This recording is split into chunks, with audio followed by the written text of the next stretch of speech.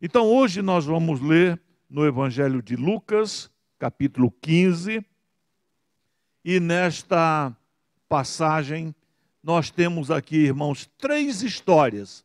Nós vamos estudar e meditar sobre cada uma delas, mas hoje eu quero ler especialmente Lucas 15, de 11 em diante, até o verso 32, que é a parábola do filho pródigo. Lucas 15, a partir do verso 11. Vou ler 22 versículos, a partir do verso 11 até o 32, 21.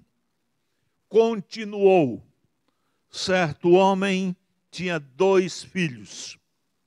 O mais moço deles disse ao pai: Pai, dá-me a parte dos bens que me cabe. E ele lhe repartiu os haveres. Lhes repartiu os haveres.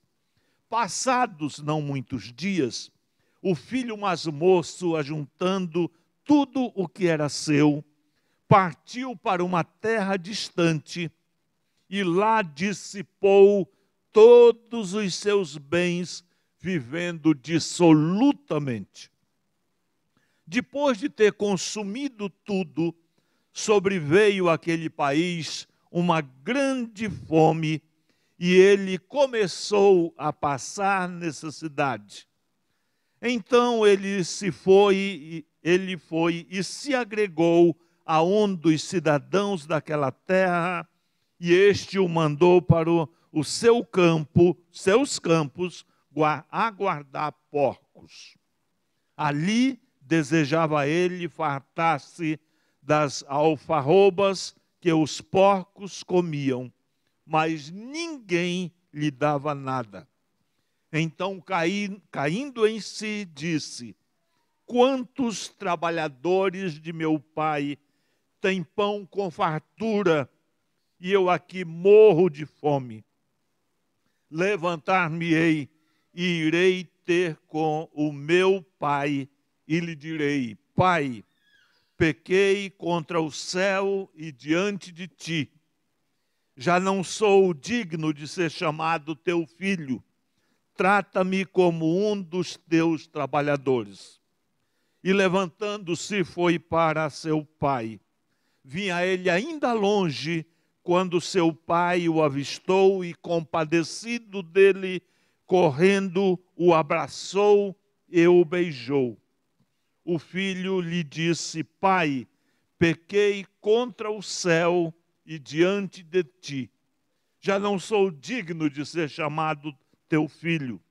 O pai, porém, disse aos seus servos: trazei depressa a melhor roupa, vestiu, ponde-lhe um anel no dedo e sandálias nos pés. Trazei também e matai o novilho cevado. Comamos e regozijemo-nos, porque este meu filho estava morto e reviveu, estava perdido e foi achado. E começaram a regozijar-se.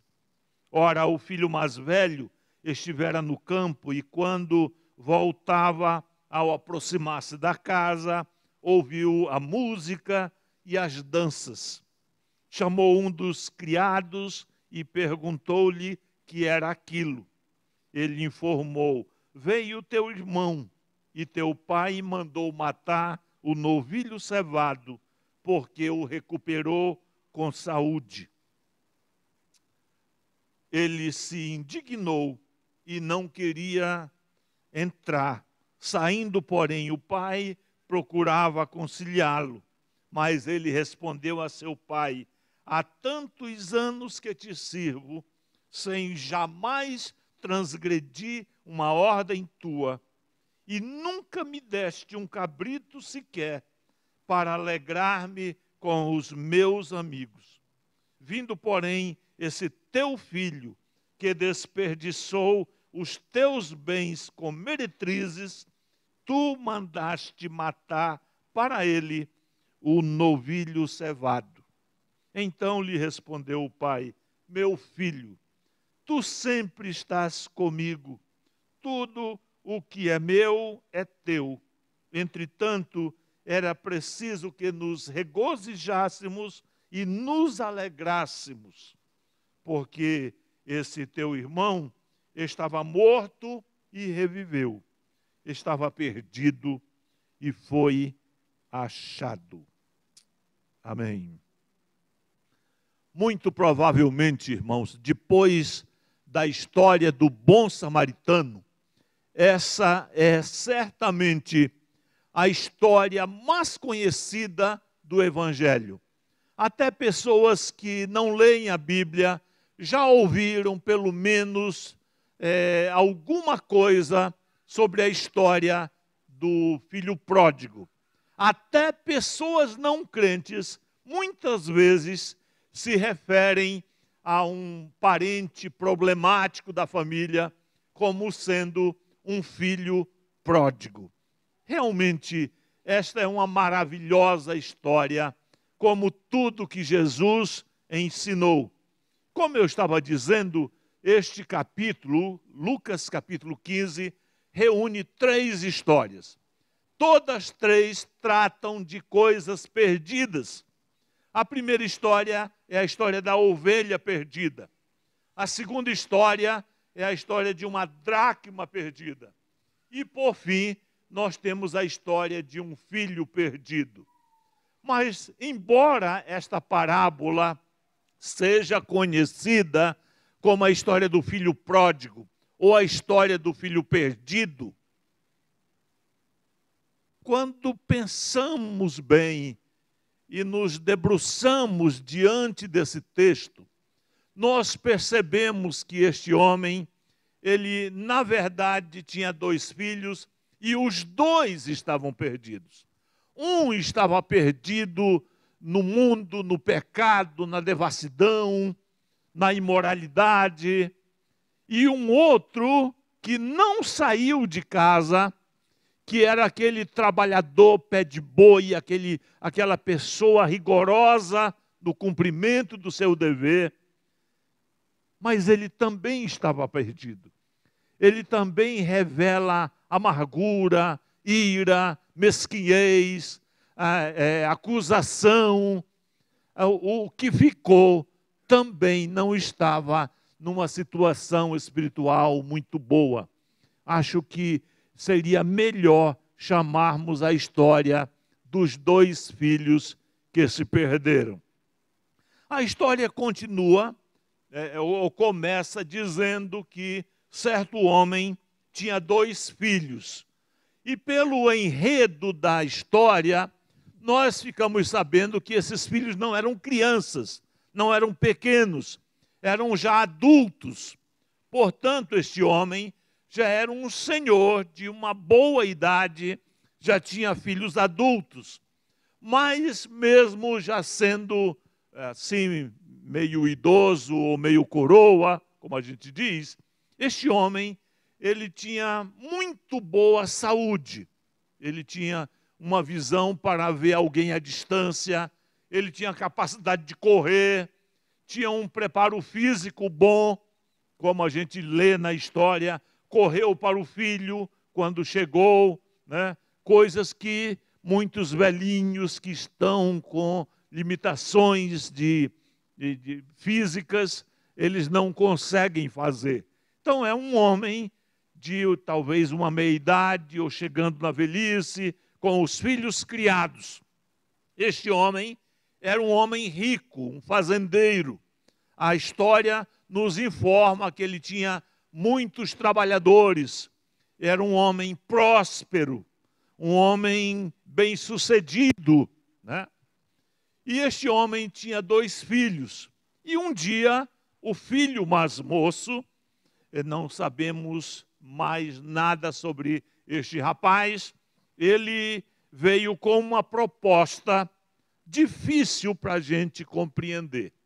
E a proposta era: pai, dá-me a parte que me cabe dos bens, da herança que me cabe, né? E ele, o pai, lhes repartiu os haveres. Para nós aqui no Ocidente, irmãos, um filho desejoso de deixar a casa paterna na vida adulta, pedir aquilo que eventualmente ele iria receber quando, num futuro indefinido, o pai viesse a morrer, é certamente um jeito de mostrar desprezo ou ingratidão, ou quem sabe, mostrar pouco amor pelo pai, de alguma maneira desejando que ele morresse para lançar mão naquilo que ele tem ou tinha. Mas no Oriente, irmãos, esse gesto é realmente uma ofensa, um insulto, alguma coisa tão chocante, tão perversa, tão inadmissível, que causa uma grande surpresa o pai ter concordado sem falar nada, sem protestar e sem se negar a atender aquele pedido tão insultuoso. Mas este pai, ele claramente, ele é somente um símbolo de Deus o Pai. Ele, nessa história, representa Deus.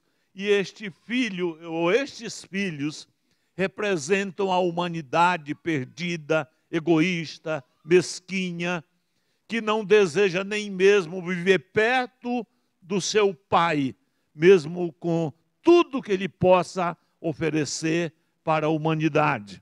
Então o pai, diz o texto, concordou.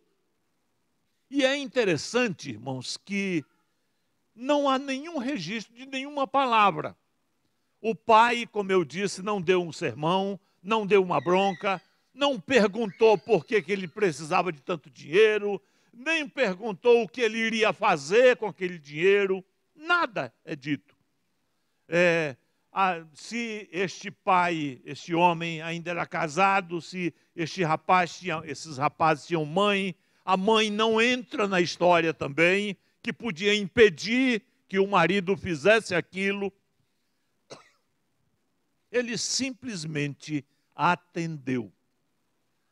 Eu fico pensando que, se fosse eu não sei se eu seria tão liberal, tão generoso, tão pronto para satisfazer nesse nível um pedido como este de um dos meus 3 filhos.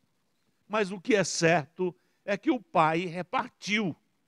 Como eu estava dizendo, este homem, pelo que transparece na história, era um homem rico. E pelas leis do Antigo Testamento, ele não poderia vender aquela propriedade, aquela fazenda próspera, a não ser que fosse para alguém da família. Não era possível colocar um anúncio ou ir numa imobiliária e, de repente, vender e rachar o valor com os filhos. Não era assim. Era alguma coisa que era até proibida por Deus. E quando arrendava ou vendia uma propriedade, quando chegava no ano da remissão da terra, a propriedade voltava para o antigo dono. Mesmo havendo esses entraves aí, sociais ou legais, o pai concordou. Não sabemos como o pai conseguiu tanto dinheiro sem vender a fazenda. Ele não vendeu a fazenda para atender o pedido do filho, mas com certeza ele entregou aquilo que seria o valor correspondente à herança que o rapaz teria quando o pai morresse. Agora, uma surpresa nesse texto, uma outra surpresa nesse texto, já no início da história, é que ele repartiu não apenas com aquele que pediu, ele repartiu com os 2. Nota o que diz o verso 12. O mais moço disse ao pai: pai, dá a minha parte que me cabe dos bens. Até aí tudo bem. E ele e o pai lhes plural, repartiu com eles a herança. O pai era tão liberal, tão desprendido. Olha, já que o mais moço está pedindo a herança, eu vou aproveitar e vou dar também a herança que o filho mais velho vai receber no futuro, e assim eu resolvo de vez essa partilha, para que depois que eu morrer, eles não venham eventualmente se enfrentar e ter dificuldade de saber quem é que deve ficar com o quê, né? Então, um pediu e os dois levaram, né? Ele repartiu com os dois. Passados não muitos dias depois deste encontro e desta decisão e dessa partilha, eu tenho lido alguns comentários sobre esse texto, comentários de autores bíblicos, e um que eu li hoje à tarde diz que o rapaz que pediu a herança, o mais novo, que se apressou em ir embora, não se demorou, passados não muitos dias, quer dizer, poucos dias depois, o rapaz foi embora com tudo que tinha herdado. O autor dizia que a pressa de sair dali vinha em grande medida pelo constrangimento que ele criou na casa para o pai, para os empregados e talvez até para a comunidade ali rural onde ficava a fazenda. Todo mundo olhou para aquele pedido e para aquela partilha, e para aquela decisão e para aquela atitude daquele rapaz com tanto ódio que todo mundo torceu a cara, desprezou, passou a tratar aquele rapaz da pior forma possível. Então, é muito possível que tenha sido assim mesmo. Então, o melhor é pegar o dinheiro e pular fora, sair dali o quanto antes, porque o que ele fez foi de uma condenação geral para todos que ouviram sobre este caso. Então, passados não muitos dias, o moço, ajuntando tudo que era seu, partiu para uma terra distante e lá dissipou todos os seus bens, vivendo dissolutamente. Agora ficamos sabendo o que motivou aquele rapaz a pedir a sua herança. Ele não queria comprar uma propriedade para ele, um apartamento em Roma, ou no Cairo, ou em qualquer outra parte do mundo. Ele não queria investir na bolsa, ele não queria montar um negócio. O que ele queria era estourar aquele dinheiro. O que ele queria realmente era gastar aquele dinheiro na pândega, no pecado, da forma mais dissoluta possível. Esse texto conta claramente que ele foi para um lugar bem longe, uma terra distante. Isso também é muito sintomático para mostrar que ele não queria que houvesse nenhuma interferência de ninguém naquilo que ele ia fazer, não queria que ninguém soubesse do que ele iria fazer, não queria certamente dar satisfação para ninguém. É assim que faz uma pessoa quando quer, em geral, fazer alguma coisa vergonhosa, alguma coisa indigna, alguma coisa que sabe de antemão que as pessoas não vão aprovar. Então, de todos os lugares para onde ele podia ir, ele foi para bem longe, para muito longe.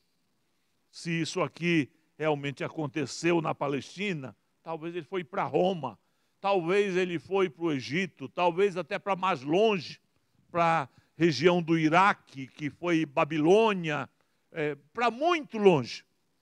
E lá, então, começou a gastar o dinheiro que o texto sugere que não era pouco, era uma herança, mas ele começou a gastar de uma forma abusiva, de uma forma dissoluta. Isso aqui quer dizer, começou a gastar com as coisas mais caras possíveis, com todo tipo de divertimento, todo tipo de programa.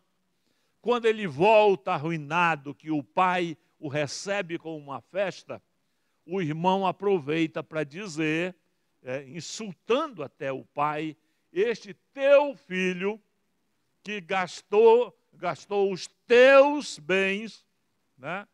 Ele gastou os teus bens com prostituta, com meretrizes. Então era uma coisa assim de imoralidade, de noitadas, talvez de muita bebida, de muita gastança, quem sabe jogo e tudo mais que seria um mau uso de tanto dinheiro. Mas foi isso que este rapaz fez. Irmãos, é muito interessante a história deste rapaz. E de uma certa forma, a história desse rapaz se refere à humanidade toda. Aqui nós temos uma pessoa que despreza o seu pai, que deseja ir para longe dele, que não está satisfeito com aquela vida na casa, aquela vida cheia de conforto, cheia de bons relacionamentos, com o suprimento de tudo que alguém pode precisar para viver, mas as coisas materiais, os relacionamentos, as pessoas, o ambiente onde ele está, não o satisfaz. Quantos jovens passam exatamente por esse tipo de crise existencial? Eles vêm de uma boa família, eles têm toda a oportunidade do mundo, eles vivem num lar ajustado, e de repente aquilo ali começa a se tornar entediante, sufocante, né?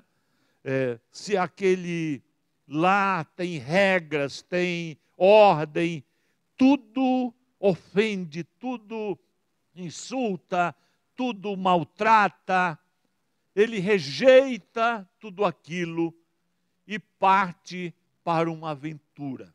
E muitos deles saem, eu sei que eu vou quebrar a cara, mas eu quero ter a minha experiência. Quantas vezes eu já ouvi essa história, irmãos? E praticamente aquilo que aconteceu com esse rapaz da história de Jesus acontece com tantos jovens. E eles muitas vezes só voltam para casa arruinados, doentes, destruídos. E isso quando voltam. Muitos pródigos nunca voltam, eles são destruídos antes de reconsiderarem voltar para casa, né? Mas aquilo que era uma farra, aquilo que era um deleite, aquilo que era a verdadeira vida, conforme o conceito desse rapaz, aquilo acabou numa grande depressão, numa grande ruína. O pecado realmente é algo que não traz felicidade, né? E o que eu acho interessante, irmãos, é que até os descrentes, muitas vezes, eles têm esta ideia, né? Eu me lembro de uma poesia do poeta Vinícius de Moraes, que ele escreveu nos anos 50, e ele diz assim: a felicidade do pobre é como do folião do carnaval. A gente trabalha o ano inteiro para fazer a fantasia de rei, ou de pirata, ou jardineira, para tudo se acabar na quarta-feira. Isso não é a palavra de um pastor protestante. Não vem de uma pessoa moralista. Vinícius de Moraes era uma pessoa totalmente sem valores morais. Casou-se, descasou-se, sei lá quantas vezes, 8 vezes parece. Mas interessante que eles sabem que o pecado não traz felicidade, que aquela aparente alegria, aquele glamour, aquela festa toda, aquele dinheiro todo, aquilo vai acabar e vai deixar como rescaldo a depressão, a tristeza, né? Quando eu era menino, lá em Barbacena, não era em Barbacena. Quando eu era menino, eu ouvia uma música no rádio. E eu sempre tive aquela mente de guardar as coisas. Era a música, a história da Conceição. Os sessentões, cinquentões vão lembrar desse tempo. Conceição era aquilo, estourava no rádio, na época do rádio, na voz do Calbi Peixoto. Conceição, eu me lembro muito bem. Tu vivias no morro a sonhar com coisas que o morro não tem. É a história do pródigo. Aí vai a história, e um dia alguém acenou para aquela moça, alguém lhe disse a sorrir, que se ela descesse, ela morava no morro, se ela descesse para a cidade, ela iria subir. Olha, essa vida aqui, limitada, pobre, você pode ser modelo, você pode trabalhar na Globo, você pode ser atriz de cinema, você pode ganhar muito dinheiro, pode ser uma Gisele Bündchen. Alguém lhe disse a sorrir, para ela descer para a cidade. E a poesia, irmãos, a poesia do mundo. Estava dizendo que até os compositores, os poetas, as pessoas que não são crentes, comprovam esta realidade terrível. O pecado traz ruína e não felicidade. Aí diz que a Conceição andou por estranhos caminhos, caminhos como estes aqui. Talvez de pecado, de dissolução também. E no final a Conceição subiu. E aí, a Conceição subiu? Se subiu, ninguém sabe, ninguém viu. Ela, na verdade, ela sumiu. E mais do que isto, mais do que frustrada, hoje a Conceição daria 1 milhão para ser outra vez Conceição, aquela menina pura, simples, pobre, do morro, mas digna e limpa, não entregue aquele tipo de vida. Pois o pródigo tinha mais ou menos essa ideia. Eu vou viver uma vida que realmente vale a pena. Eu vou provar o que eu nunca provei. Eu tenho direito a experimentar qualquer coisa.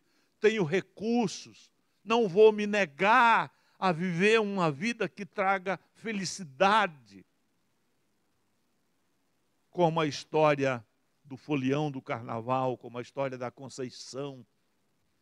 O filho pródigo também não foi feliz. Quando ele procurou o dinheiro, ele já não tinha dinheiro.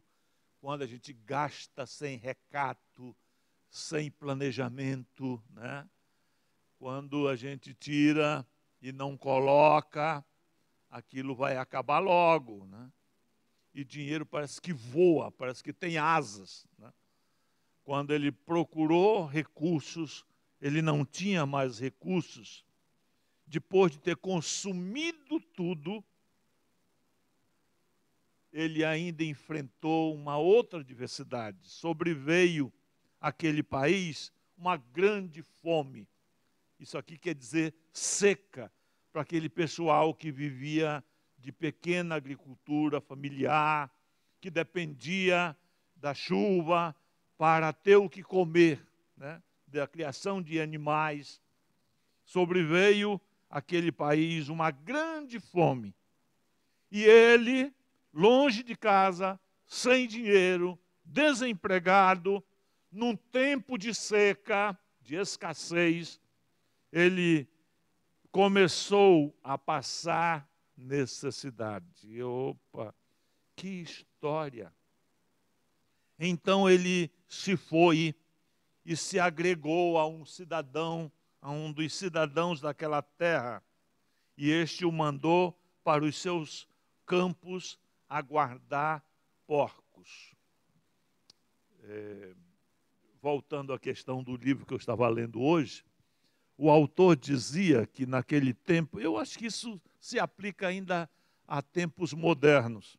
O autor dizia que na Palestina do primeiro século, quando alguém queria se livrar de uma pessoa que importunava, de modo geral, oferecia para ele um trabalho tão servil, tão indigno, uma tarefa tão difícil de fazer, que dificilmente a pessoa iria aceitar. Aqui está uma tarefa vergonhosa, uma tarefa indigna, uma tarefa que dificilmente um judeu aceitaria. Qual seria a tarefa? Cuidar de porcos. Ao judeu foi proibido criar porcos. Nos dias do Novo Testamento, irmãos, era tão grande a ojeriza, o ódio que os judeus tinham a criadores de porcos, que eles tinham até uma lei, uma interpretação da lei, que está registrado no Talmud, que dizia assim: maldito o homem que ensina para os seus filhos a sabedoria dos gregos e cria porcos.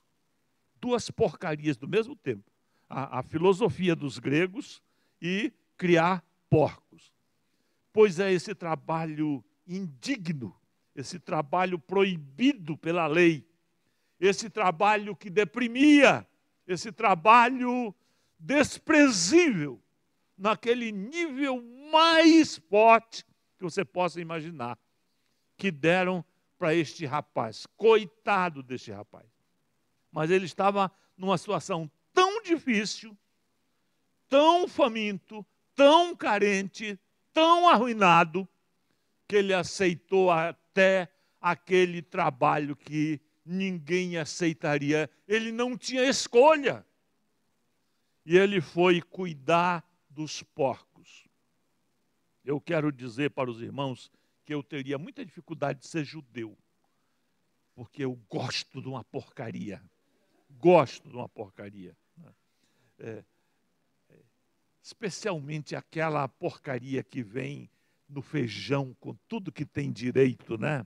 Com orelha, porco, língua, joelho, não sei o que mais. Você gosta de uma boa feijoada? O Adalto faz uma porcaria do melhor tipo.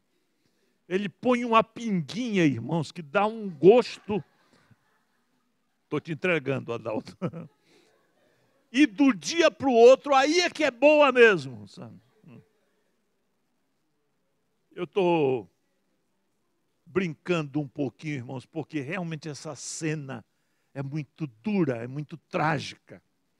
É o símbolo da ruína. Alguém morrendo de fome, sujo, falido, deprimido, arruinado, cuidando de porcos. E o texto diz que ele estava morrendo de fome, ele mesmo diz que ele estava morrendo de fome. E ele desejava fartar-se das alfarrobas, das bolotas, daquela lavagem que os porcos comiam. A fome era tanta que ele tinha desejo de comer até a comida dos porcos. Aquele negócio de pureza cerimonial, de se afastar de porco, de não chegar perto. A fome era tanta que ele queria até comer a comida dos porcos. Mas nem mesmo esta alguém lhe dava. Não deixavam que ele comesse. Né? Então, o que ele iria fazer? O que alguém pode fazer numa situação dessa, irmãos? Que decisão pode tomar? O texto diz no verso 7, então, caindo em si, parece que ele estava fora de si mesmo. Uma pessoa que faz uma coisa dessa tem que estar fora de si. Não está lúcido o suficiente, não está pensando direito. Precisa cair na real, como falam os moços. E ele caiu em si, caindo em si. E ele fala consigo mesmo, porque ele não tem nem mesmo com quem falar. Nesse diálogo introspectivo, nesse monólogo, ele diz o seguinte: quantos trabalhadores de meu pai, o pai tinha muitos trabalhadores, aqui um indicativo de que a fazenda era grande, que tinha muita gente ao seu serviço. Quantos trabalhadores de meu pai têm pão com fartura? Agora ele se lembra de como era aquela vida na fazenda do pai, talvez com muito leite, com queijo, com doces, com tudo que uma vida na fazenda tem, aqueles cafés coloniais, cheios de tudo que é bom, né? Ai, que tristeza, que tolice, que estupidez esta minha decisão, que loucura. Quantos trabalhadores de meu pai têm pão com fartura? Interessante que quando ele começa a cair em si, ele não fala, não lamenta o dinheiro que ele perdeu, que não era pouco. Ele não fala, talvez, das mulheres que ele teve que o abandonaram depois que ele não tinha mais como pagar. Ele não fala mais da cerveja ou da bebida ou do vinho que ele bebeu enquanto tinha dinheiro. Ele não lembra com saudade de ninguém. Ele lembra do pai. Quantos trabalhadores de meu pai? Naquela casa tinha fartura. Tinha tudo que ele estava desejando para suprir a sua fome, sua necessidade de alimento. E tinha tudo com fartura. E como os trabalhadores, eles trabalhavam, mas eles comiam bem. Como o pai era generoso com os seus trabalhadores, não era um homem mesquinho, né? E eu aqui morro de fome. E essa fome, irmãos, certamente não era apenas uma fome física. Ele estava mesmo muito carente de alimento, mas certamente tinha uma outra fome que o carcomia, que o destruía, que era aquela fome existencial, culpa, né? Aquela acusação da consciência, né? Aquele sentimento de que fez uma grande bobagem, talvez querendo se punir, se castigar por ter cometido um erro tão grosseiro, né? Quantos trabalhadores de meu pai têm pão com fartura? Quer saber? Eu vou me levantar e irei ter com meu pai. Irmãos, eu acho que este verbo, eu vou me levantar, mostra realmente que esse rapaz está caído. Ele está numa situação muito difícil, está prostrado, está arruinado, mas ele pode se levantar. Eu acho que a beleza do Evangelho é exatamente essa. Alguém que está caído na lama, na sarjeta, no lixo. Alguém que está totalmente indigno, totalmente destruído. Ele pode se levantar. Ele pode, com um ato de vontade, num ato de força interior, ele pode rejeitar aquela vida, aquela situação, ele pode se levantar daquela situação. o rapaz reage pela primeira vez. Pela primeira vez, ele pensa objetivamente. E pela primeira vez também, ele toma uma decisão de se levantar. Levantar-me-ei e irei ter com meu pai. Agora, a segunda parte do plano de ter com meu pai se torna realmente uma coisa imprevisível quanto ao seu efeito. Será que o pai vai querer vê-lo? Como é que ele vai recebê-lo? Ainda vai tratá-lo como filho? Mas não faz mal. Eu vou dizer para o meu pai: pequei contra o céu e diante de ti. Ele vai confessar aquilo que fez como sendo pecado. Ele vai se colocar na mão do pai, pedindo perdão por um ato tão tolo e tão inconsequente. Pai, pequei. E, irmãos, a história da nossa transformação começa quando a gente decide e quando a gente confessa. E quando a gente anda em direção a Deus, que aqui é representado por este Pai generoso, este Pai cheio de amor, né? Pai, pequei contra o céu e diante de ti. Eu já não sou digno de ser chamado teu filho. Nenhum de nós é digno de poder chamar Deus como Pai. Nós somos pecadores, filhos da ira, tolos, arruinados. As mulheres estão estudando sobre a carta aos Romanos, onde nós temos ali, irmãos, realmente uma radiografia da indignidade, da universalidade, da depravação total da raça humana. Nenhum é digno de ser filho de Deus. Nenhum é digno da graça de Deus. Todos pecaram e carecem da glória de Deus. Ele diz que o pecado está nos olhos pecaminosos, cheios de lascívia dos homens. O pecado está na boca, cheia de impropérios, de blasfêmia, de insulto, de maldição e miséria. O pecado está na atitude de arrogância, de soberba, de desprezo para tudo que é de Deus. As mãos são sujas de sangue, de crime, tramam projetos iníquos. Os pés são velozes a correr para o mal. É isso que trata o jornal de hoje.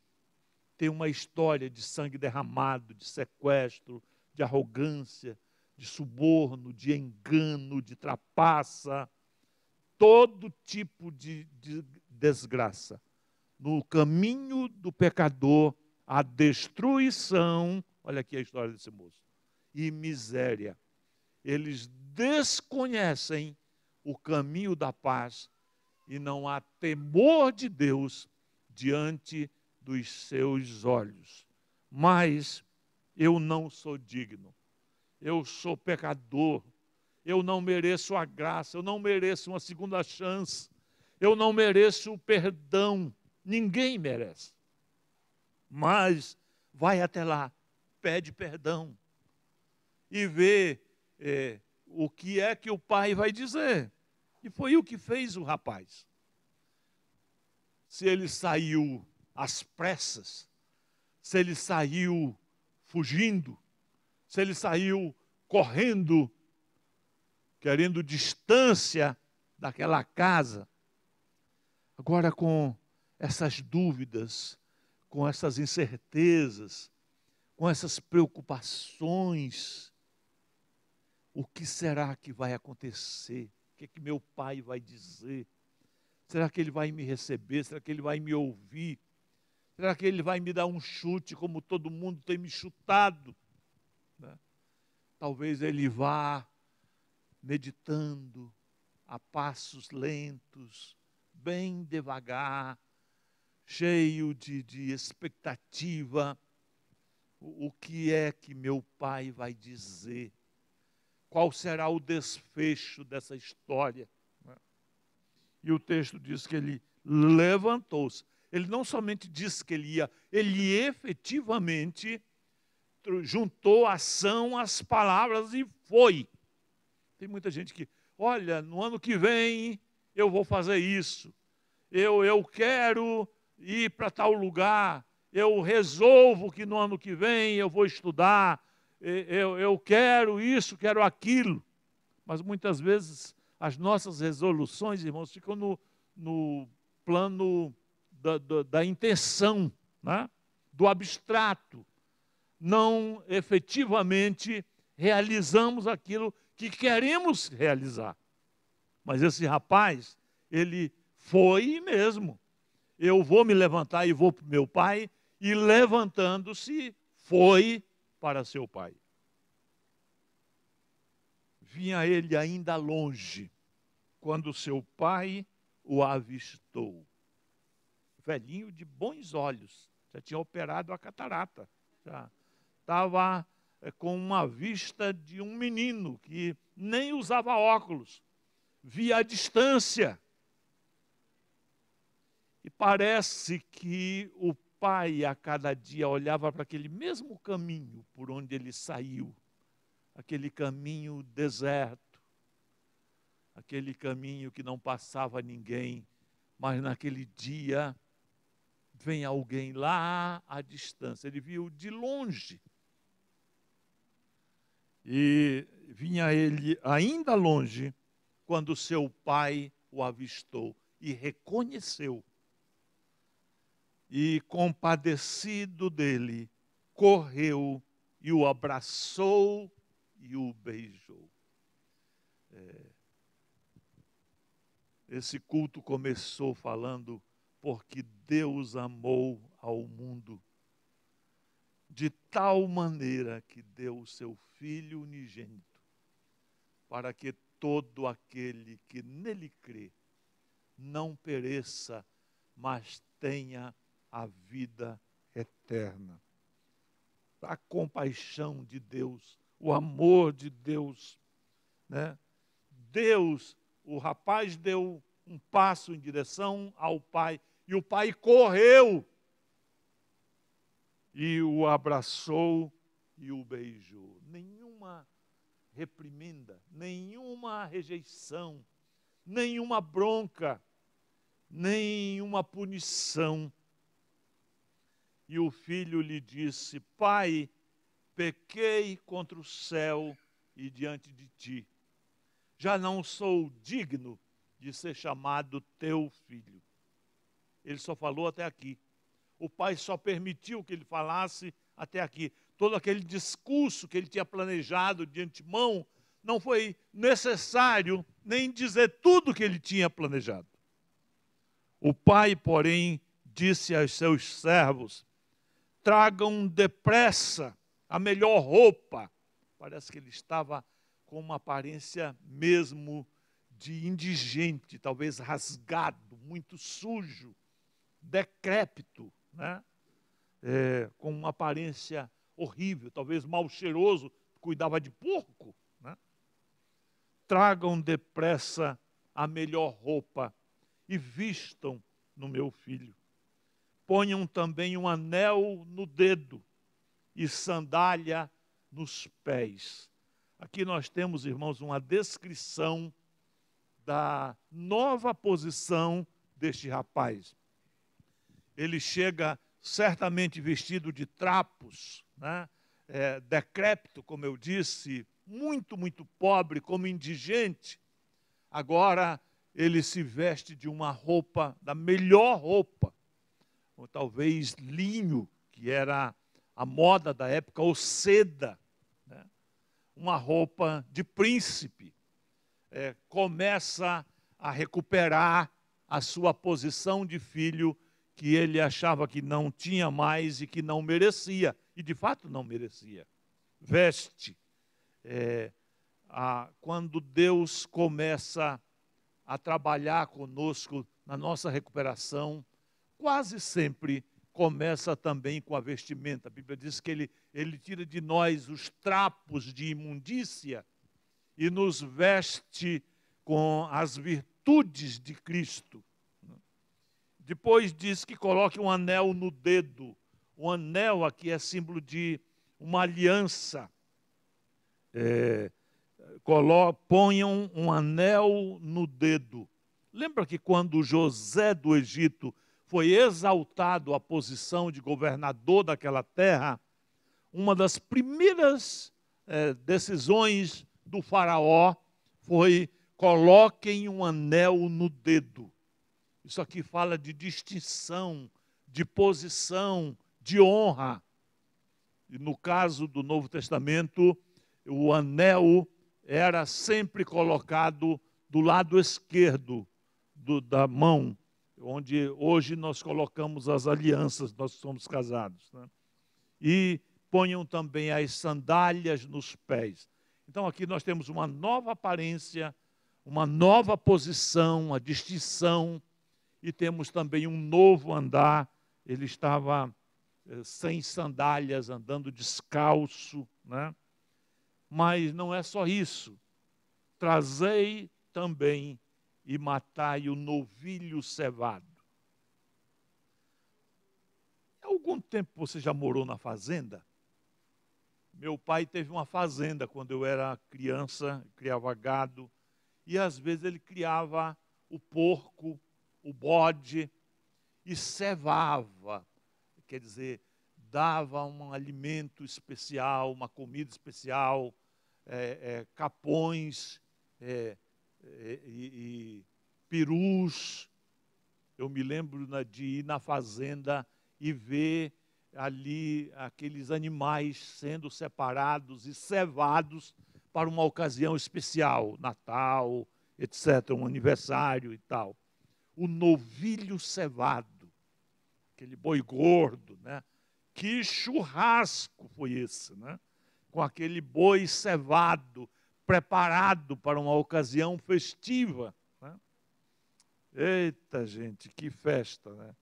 Trazei e matai o novilho cevado. Por quê? Porque este meu filho estava morto e reviveu, estava perdido e foi achado. E começaram a regozijar-se. Então, irmãos, a história do filho pródigo é a história da ruína do pecado, a história da graça de Deus e a história da completa recuperação daqueles pecadores que, levados pelo arrependimento, voltam para o seu Pai para encontrar uma nova vida nele. O irmão do pródigo vai ser objeto da minha consideração na próxima vez.